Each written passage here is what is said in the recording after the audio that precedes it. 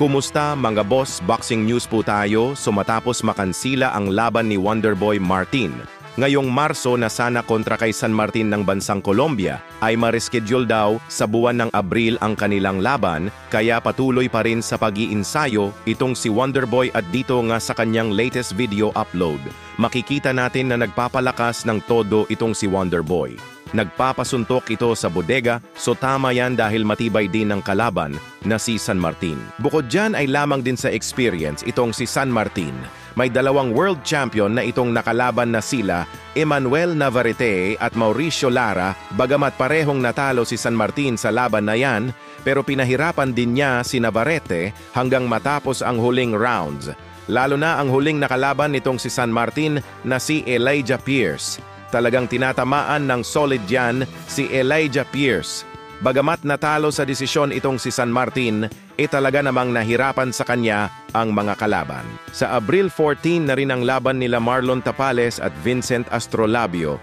Sa bansang Cambodia, bali haharapin ni Marlon Tapales ang Indonesian boxer na si Jonjon Jet.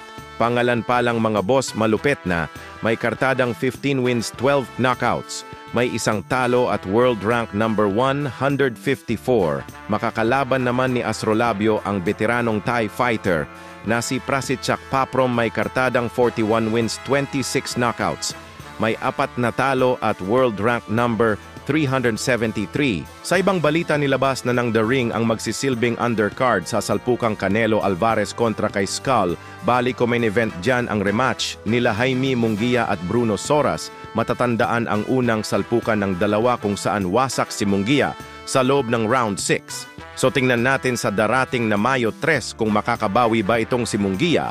Undercard din dyan ang laban ni Martin Bacole kontra kay Efe Ajagba. Magandang laban to sa heavyweight mga boss. Nitong nakaraang buwan lang ay lumaban itong si Bacole kay Joseph Parker.